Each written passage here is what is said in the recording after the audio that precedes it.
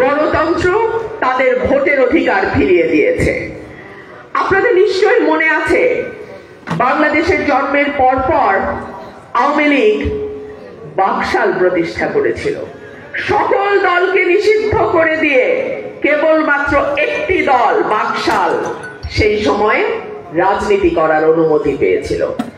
শহীদ president Ziaur Rahman হচ্ছেন সেই ব্যক্তি যার হাত ধরে বাংলাদেশের সকল রাজনৈতিক দল আবারও রাজনীতি করার সুযোগ পায় এবং সেই অর্থে আওয়ামী লীগেরও দ্বিতীয় জন্ম হয় শহীদ প্রেসিডেন্ট জিয়াউর রহমানেরই বদান্যতায়। আওয়ামী লীগের মনে রাখা উচিত, বাংলাদেশের মাটিতে তারা যে আবারও আওয়ামী লীগ নামে রাজনীতি করতে পারছে, সেটা শহীদ প্রেসিডেন্ট জিয়াউর রহমান ছিলেন বলেই তারা আওয়ামী লীগের নামে আরেকবার রাজনীতি করার সুযোগ পেয়েছে। বাংলাদেশে মিডিয়ার স্বাধীনতা, 4টা মাত্র সংবাদপত্র শেখ মুজিবুর রহমানের সময়, তারপর অসংখ্য সংবাদপত্র, গণমাধ্যম কার হাত ধরে? রঙিন বিটিভি কার হাত ধরে? শহীদ প্রেসিডেন্ট জিয়াউর রহমানের হাত ধরে। বিএনপি সেই রাজনৈতিক দল, যেই দল নিজের সমালোচনা নিজে করতে, নিজের ভুল নিজে স্বীকার করতে 2বারও চিন্তা করে না। এইটাই বিএনপির ভেতরকার এবং বিএনপির বাইরের গণতন্ত্রের সৌন্দর্য, এবং এটাই আমাদের শক্তি। আমরা নিজের ভুল স্বীকার করি, নিজের সমালোচনা নিজে করি এবং সেখান থেকেই শিক্ষা নিয়ে আমরা সামনের দিকে এগিয়ে যাই। আজকে বিচার বিভাগের স্বাধীনতা কার হাত ধরে? শহীদ প্রেসিডেন্ট জিয়াউর রহমানের হাত ধরে। সুপ্রিম জুডিশিয়াল কাউন্সিল গঠন করেছিলেন তিনি। অর্থনীতির ভিত্তি কৃষি বলেন, শিল্প বলেন, গার্মেন্ট বলেন, রেমিটেন্স বলেন, সকল কিছুই এই বিএনপির প্রতিষ্ঠাতার হাত দিয়ে এসছে। সুতরাং আমি বলেছিলাম, বিএনপি করি গর্ব লাগে, বিএনপি করি মানে আমি বাংলাদেশের পক্ষে, বাংলাদেশের উন্নয়নের, বাংলাদেশের গণতন্ত্রের পক্ষের শক্তির সঙ্গে আছি। বিএনপি সংস্কারের প্রস্তাব কবে দিয়েছে? প্রথম সংস্কারের প্রস্তাব 2016 সালে দিয়েছে। আজকে যে নতুন নতুন কথাগুলো বলা হচ্ছে, সেটা দেশনেত্রী বেগম খালেদা জিয়া 2016 সালে তার ভিশন 2030-তে দিয়েছিলেন।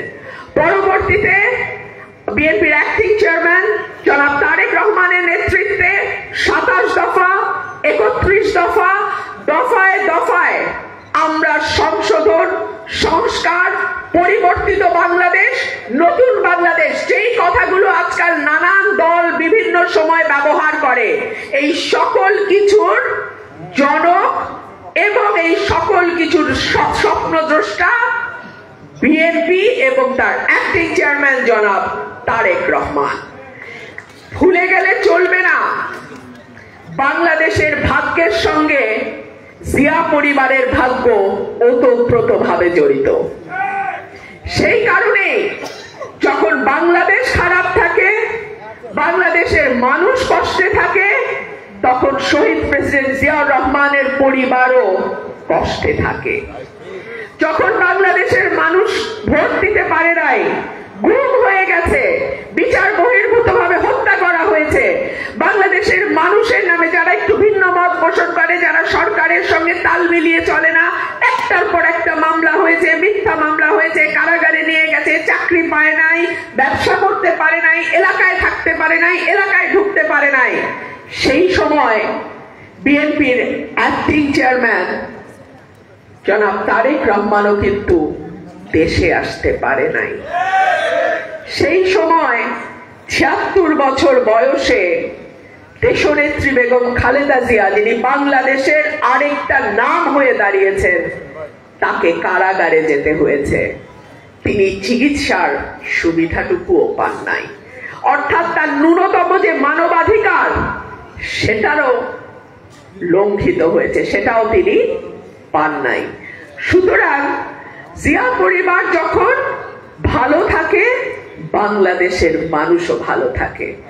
বাংলাদেশের মানুষের ভাগ্যের সাথে দেশনেত্রী বেগম খালেদা জিয়া এবং আমাদের সকলের প্রাণপ্রিয় নেতা অ্যাক্টিং চেয়ারম্যান জনাব তারেক রহমানের ভাগ্য সরাসরি জড়িত। নতুন নতুন কথা শুনি বিএনপি নাকি নির্বাচন করে। খালি বিএনপি কি মাত্র নতুন নতুন নির্বাচন করে, নাকি বিএনপি একমাত্র দল যারা গত 17 বছর ধরে একটা সঠিক, সুন্দর, নিরপেক্ষ, গ্রহণযোগ্য নির্বাচনের কথা বলেছে? এই একটা সঠিক এবং নিরপেক্ষ গ্রহণযোগ্য নির্বাচনের জন্য বিএনপির নেতা কর্মীরা কি অকাতরে জীবন দেয় নাই? বিএনপির নেতা কর্মীরা কি দিনের পর দিন, মাসের পর মাস, বছরের পর বছর কারাগারে থাকে নাই? বিএনপির নেতা কর্মীরা কি চাকরি পায় নাই, ব্যবসা করতে পারে নাই, এলাকায় ঢুকতে পারে নাই, এই ঘটনা ঘটে নাই? তাহলে কি করে বলে যে বিএনপি এখন নির্বাচন চাচ্ছে? নো, বিএনপি গত 17 বছর লড়াই শেষ হয়ে গেছে, তাহলে অনেক বড় ভুল হবে। এখনো কিন্তু আমরা মানুষের ভোটের অধিকার আদায় করতে পারি নাই। এখনো কিন্তু আমরা মানুষের পছন্দের প্রতিনিধিকে নির্বাচিত করতে পারি নাই। এখনো কিন্তু আমরা একটা জবাবদিহিতামূলক সরকার প্রতিষ্ঠা করতে পারি নাই। এখনো বাংলাদেশ অনির্বাচিত অন্তর্বর্তীকালীন সরকারের হাতে আছে। সুতরাং যতদিন পর্যন্ত না বাংলাদেশে একটি সঠিক, সুন্দর নির্বাচনের মাধ্যমে একটি সরকারকে, আমরা নির্বাচিত সরকারকে আনতে পারবো, ততদিন পর্যন্ত আমাদের এই সংগ্রাম, এই লড়াই, এই যুদ্ধ অব্যাহত থাকবে। আপনারা কি আছেন আমাদের সঙ্গে? আমরা সকলেই ঐক্যবদ্ধভাবে হাসিনাকে যেভাবে দেশ থেকে পালাতে বাধ্য করেছি, ইনশাআল্লাহ মানুষের দাবি, গণমানুষের দাবি, তার পছন্দের প্রতিনিধি নির্বাচনের অধিকারের যে দাবি, সেইটাও আমরা প্রতিষ্ঠা করে ছাড়বো ইনশাআল্লাহ। বলা হয় কেবলমাত্র সুষ্ঠু হবে যদি বিএনপি নির্বাচনে জেতে। বিএনপি কি একবারও বলেছে আমরা নির্বাচনে জিতবো, আমরা ক্ষমতায় যাব? একবারও বলেছে? তাহলে এই কথাটি বারবার কেন বলে যে নির্বাচনে জিতলেই তারা নির্বাচনে যাবে এবং বলবে সুষ্ঠু হবে? আমরা তো একবারও বলি নাই। তারা নিজেরাই জানে, প্রত্যেকেই তো কথা বলে, আশেপাশের লোকজনের কাছ থেকে খবর নেয়, সবাই জানে ন্যূনতম একটা সুষ্ঠু ভোট যদি হয় ইনশাআল্লাহ, কিন্তু সেটার জন্য অতিরিক্ত আত্মবিশ্বাসী হওয়া যাবে না। আমাদের মনে রাখতে হবে আমাদের লড়াইয়ের মাটিটা কিন্তু কঠিন। আমাদের লড়াইয়ের মাটিটা আগের চেয়েও অনেক বেশি বিপদ সংকুল। সুতরাং আমরা প্রত্যেকে যার যার ইউনিটে, কেউ কেন্দ্রে, কেউ জেলায়, কেউ বিভাগে, কেউ উপজেলায়, কেউ ইউনিয়নে, কেউ ওয়ার্ডে, আপনারাই কিন্তু আপনার এলাকার বিএনপি, আপনারাই কিন্তু আপনার এলাকার বিএনপির একমাত্র পোস্টার, একমাত্র প্রতিচ্ছবি। সুতরাং আপনি এমন ভাবে আচরণ করুন, এমন ভাবে চলুন যাতে মানুষ আরো বেশি ভালোবাসে বিএনপিকে, যেন আপনাকে দেখে মানুষ উদ্বুদ্ধ হয় বিএনপির হাতকে আরো বেশি শক্তিশালী করার জন্য। আমরা রাষ্ট্র পরিচালনার দায়িত্বে যেতে চাই। কোন দলটি যেতে না চায়? সব দলই চায়। যেই দলের 2টা ভোটও নাই তারাও আশা করে, এবং এই আশা করাটা দোষেরও কিছু না। কিন্তু বিএনপি তার ইতিহাসে কোনোদিনও কারচুপির নির্বাচন করে নাই, কারচুপির নির্বাচন সমর্থন করে নাই, কারচুপির নির্বাচনে অংশ নেয় নাই, ভবিষ্যতেও কোনোদিন কারচুপির নির্বাচন করে বিএনপি ক্ষমতায় থাকবে না। বিএনপি যাবে মানুষের সমর্থন নিয়ে, মানুষের ভালোবাসায়, মানুষের হাত ধরে, এবং সেজন্যই আপনার এলাকায় আপনি এমন অবস্থা তৈরি করুন যেন বিএনপি কে মানুষ আপনার কারণে ভালোবেসে বিএনপির পতাকা তলে আসে। নতুন ধারার রাজনীতির কথা বলা হয়। আচ্ছা, নতুন ধারার রাজনীতিটা কেমন রাজনীতি বলেন তো? যেই রাজনীতিতে দল গঠনের আগেই কোটি টাকা ব্যয়ে সরকারি যানবাহন ব্যবহার করে একটা বড় ইনঅগারেশন সেরেমনি করে ফেলা হয়। এটা কেমন নতুন সংস্কার, নতুন দল, নতুন কথা? নতুন ধারার রাজনীতি কেমন রাজনীতি যে এক একজনের গাড়ির বহরে 155 থেকে 60টা গাড়ি থাকে, পার গাড়ি 5000 টাকা করে ধরলেও তো 3 লাখ টাকা নাকি? এই টাকা আসে কোত্থেকে? এই প্রশ্ন যদি করি, আমাদের তো 50 বছরের পুরনো দল, বাংলাদেশের সবচেয়ে জনপ্রিয় দল, বারবার ক্ষমতায় আসা দল, 5টা গাড়ির বেশি নিয়ে তো কোথাও যাইতে পারলাম না। 150টা গাড়ি কোত্থেকে আসে? নতুন ধারার কথা বলছেন, নিজের রাজনৈতিক জীবনে সেটা চর্চা করতে হবে। শুধু মুখে বললে তো হবে না নতুন ধারার রাজনীতি, সেই রাজনীতি চর্চা করে মানুষকে দেখাতে হবে। ঢাকা শহরের রূপায়ণ টাওয়ার 2টো ফ্লোর নিয়ে বিরাট অফিস, কেমন করে ভাড়া আসে কোথার থেকে? শুভাকাঙ্ক্ষীরা নাকি টাকা দেয়। শুভাকাঙ্ক্ষীরা কেন টাকা দেয়? শুভাকাঙ্ক্ষীরা কাদেরকে টাকা দেয়? শুনুন, আপনি যেমন রাজনৈতিক কর্মী, আমিও তেমনি রাজনৈতিক কর্মী। আমরা সকলেই জানি শুভাকাঙ্ক্ষীরা টাকা দেয় তখনই যখন তারা মনে করে যে দলটি আগামীতে হয়তো রাষ্ট্র ক্ষমতায় যাবে, রাষ্ট্র পরিচালনার দায়িত্বে যাবে। তখন নট নেসেসারিলি সবসময় কোনো অন্যায় কাজের জন্য, তাদের ব্যবসা বাণিজ্য যাতে তারা আর একটু ভালোভাবে চালাতে পারে, সেজন্য তারা দলকে ফান্ডিং করে। এটা নতুন সংস্কৃতি না, এটা সেই পাকিস্তান আমল থেকে চলে আসছে। আপনারা ওয়েস্টে খবর নেন, ইউরোপ আমেরিকায় খবর নেন, সেখানেও কিন্তু বড় বড় ব্যবসায়ীরা রাজনৈতিক দলগুলোকে সহযোগিতা করে। কিন্তু কোন দলকে সহযোগিতা করে? যেই দলের ক্ষমতায় আছে বা ক্ষমতায় যাওয়ার সম্ভাবনা আছে। তাহলে কি আমরা ধরে নেব যে এনসিপি এখন ক্ষমতায় আছে? কি আপনারা জবাব দেন? মনে হয় এনসিপি যদি ক্ষমতায় নাই থাকে, তাহলে এই সহযোগিতা তারা কেন পাচ্ছে?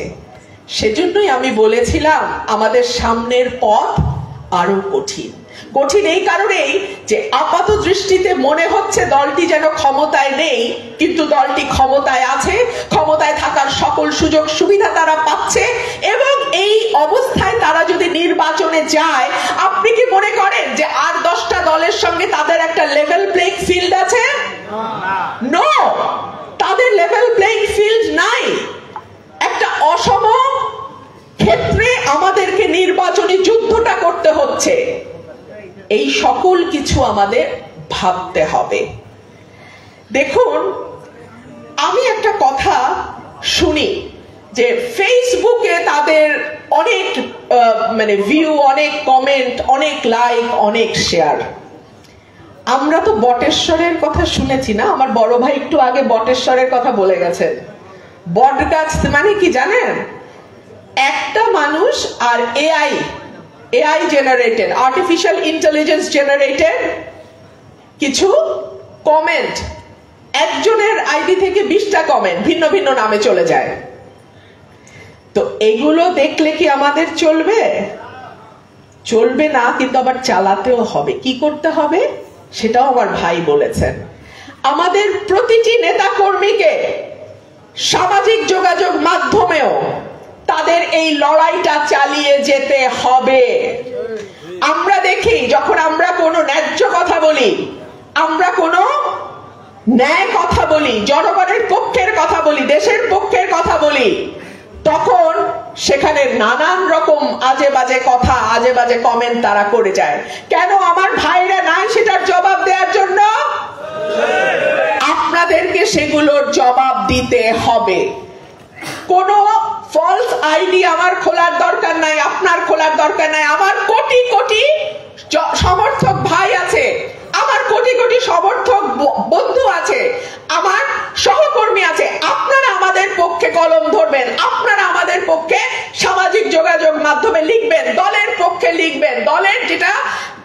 মানে ভিশন, দল যেটা বলতে চায়, দল যেটা দেখতে চায়, সেটা আরো বেশি বেশি বেশি করে আপনারা প্রচার করবেন। সুতরাং আমাদের কিন্তু লড়াইয়ের ক্ষেত্র এখন দুইটা। একটা হচ্ছে যে লড়াইটা আমরা সৃষ্টির শুরু থেকে, আমাদের জন্মলগ্ন থেকে এখন পর্যন্ত করে এসেছি, সেই মাঠের লড়াই, এবং সেই সাথে এখন ভার্চুয়াল মিডিয়া বা সামাজিক যোগাযোগ মাধ্যমের লড়াই। এই দুটো লড়াই কিন্তু আমাদের একই সঙ্গে করে যেতে হবে। আমাদের আরেকটা বিষয়, সামাজিক যোগাযোগ মাধ্যমের যেই সুবিধা, সেটা হচ্ছে 1 মিনিটে আপনি কয়েক লক্ষ মানুষের কাছে পৌঁছে যেতে পারেন। এটা কি আর কোনোভাবে সম্ভব? একটা জনসভার আয়োজন করবেন, 5 লক্ষ 10 লক্ষ 20 লক্ষ মানুষকে একত্র করা কতটা কঠিন চিন্তা করেন তো। এই জায়গা আপনি দিবেন কোথায়? 10 লাখ মানুষ জায়গা হবে কোথায়? হবে না তো। 10 লাখ মানুষকে আনবেন, রাখবেন, তারা আবার ফিরে যাবে। এই যে সময়, এই যে ব্যয়বহুল অবস্থা, এই সকল কিছু থেকে মুক্তি দিচ্ছে সামাজিক যোগাযোগ মাধ্যম। একটা ক্লিকে, মুহূর্তে আপনার কথা, আপনার দলের কথা, আপনার দলের সিনিয়র নেতৃবৃন্দের কথা কোটি কোটি মানুষের কাছে পৌঁছে যাচ্ছে। সুতরাং দলের কাজটা এইভাবেও আপনাকে সাহায্য করতে হবে, সহযোগিতার হাত বাড়িয়ে দিতে হবে। সংবিধান সংস্কারের কথা বারবার আসে। আপনি আমাকে বলেন তো, সংবিধানে খুব ভালো ভালো কথা লিখে দিলেই কি কেবল দেশটা খুব ভালো চলবে বলে মনে হয়? হবে? চলবে? আপনারা বলেন। চলবে না। ব্রিটেনে, বিলাতে কিন্তু কোনো সংবিধান নাই।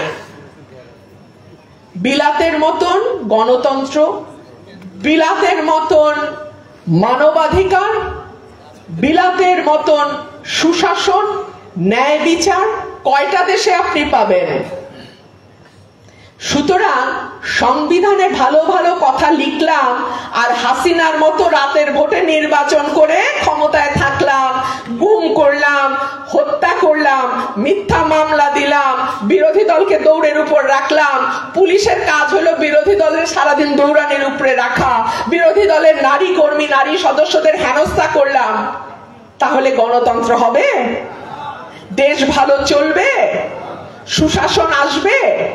সুতরাং সংবিধান আপনি যতই ভালো লেখেন না কেন, সেটা যদি আপনি কাজে পরিণত করতে না পারেন বা না চান বা না করেন, তাহলে আপনি কখনোই একটা ভালো দেশ বা একটা রাষ্ট্র আপনি গঠন করতে পারবেন না।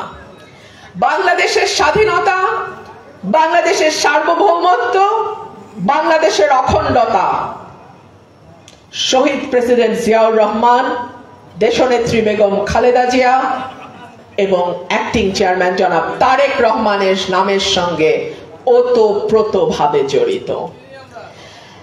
শহীদ প্রেসিডেন্ট জিয়াউর রহমান এবং দেশনেত্রী বেগম খালেদা জিয়া তাদের এই পুরো জীবনটা উৎসর্গ করেছেন বাংলাদেশের কল্যাণে, বাংলাদেশের মানুষের কল্যাণে।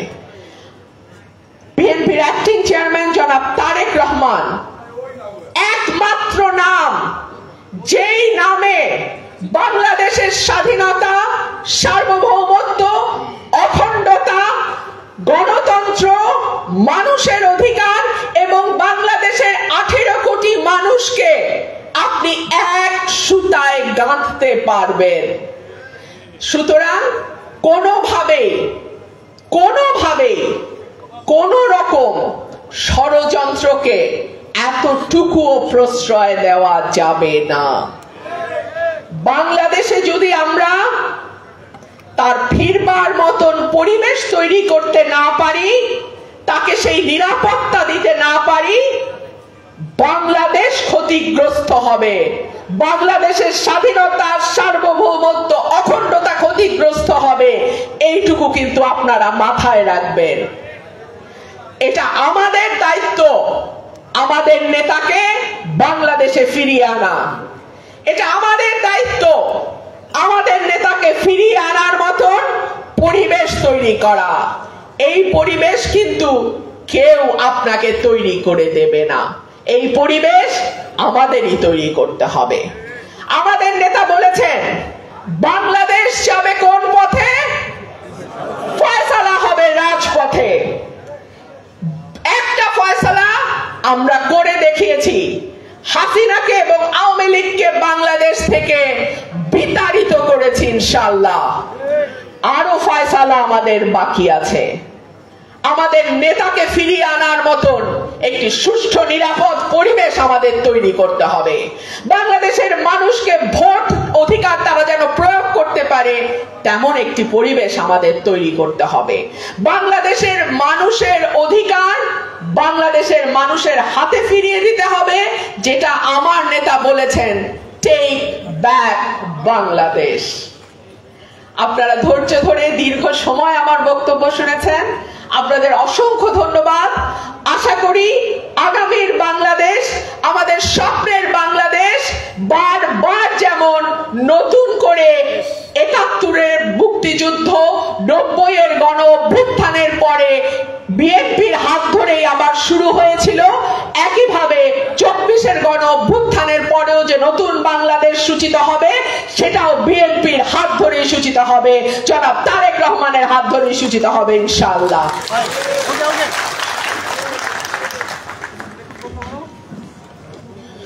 ধন্যবাদ।